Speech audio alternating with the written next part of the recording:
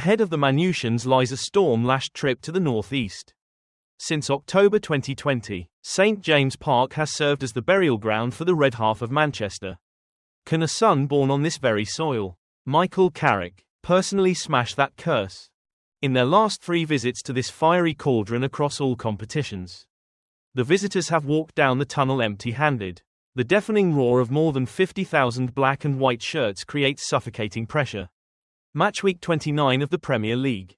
3:15 a.m. tomorrow morning. United must solve this brutal equation. Memories of previous collapses remain scarred into their minds. History does not favour them, but the present carries a completely different momentum. This time, they have every right to believe. The man steering the ship, Michael Carrick, carries northeast blood in his veins. He understands every breath, every growl of this stadium. Since stepping into the technical area on the 17th of February, he has stood calmly on the touchline, directing and driving his players on. The return, 19 points from a possible 21. That run has been forged through sliding tackles, through gritted teeth and aching muscles to protect the goal, and through ruthless attacking combinations delivering the killer blow. Numbers do not lie. In 6 victories under the interim boss, 4 have been decided by a solitary goal. It exposes a fierce survival instinct. The men in red are not strolling to comfortable wins. They leave the pitch bruised and battered, scrapping for every second ball, hurling themselves in front of thunderous strikes. Their maturity and unity are evident in the way they embrace after every crucial block. Last weekend's clash against Crystal Palace was emphatic proof. Conceding early, they clawed back, bit down hard and struck lethal blows to seal a 2-1 victory. United's away form also shows surprising steel. 5 consecutive matches unbeaten on the road, 2 wins and 3 draws, have shattered doubts about their supposed fragility away from Old Trafford. On the opposite side, the sky is collapsing over Eddie Howe and his players. St James Park was once an impregnable fortress where every opponent trembled. Now it is cracking apart. Newcastle United are spiralling into despair. 5 defeats in their last 6 Premier League fixtures paint a ruthless picture. Legs that once ran tirelessly now feel heavy as lead. The most painful collapse has come at home. 3 consecutive matches on familiar turf. 3 bitter defeats. Nick Pope's net has been rattled 8 times by Aston Villa, Brentford and Everton. The 3-2 loss to Everton last Saturday felt like a knockout punch to the chest. They have slid to 13th in the table. The gap to 7th-placed Brentford has stretched to 8 points with only 10 matches remaining. The weight on Eddie Howe's shoulders is immense. The dream of European qualification is fading with every passing week. Although Newcastle have won 4 of their last 6 matches in all competitions, including victories over Qarabag FK and an Aston Villa side reduced to 10 men, those wins cannot disguise the anxiety brewing inside the dressing room. An injury crisis continues to tear into the home side squad. The treatment room is crowded with complex cases. Tino Livramento, Lewis Miley, and most notably midfield linchpin Bruno Guimaraes, are sidelined. Guimaraes' absence removes an engine, a tireless enforcer who thrives in the heat of midfield duels, launching crunching tackles to regain control.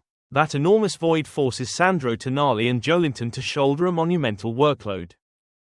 Jacob Ramsey was forced off at half-time against Everton due to illness. Though he has returned to training, his condition remains under scrutiny. Alexander Isak is also battling illness, leaving his availability uncertain. Fatigue is forcing Eddie Howe into risky patchwork decisions. The centre circle is set to become a battleground. Joelinton's physicality will collide head-on with Casemiro and Kobbie Mainoo. Further forward, Anthony Gordon remains the rare bright spark in Newcastle's grey landscape.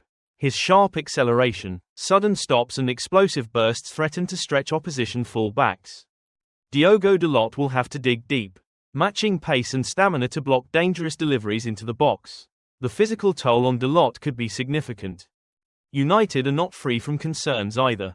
After last weekend's draining encounter, Luke Shaw and Harry Maguire left the pitch exhausted.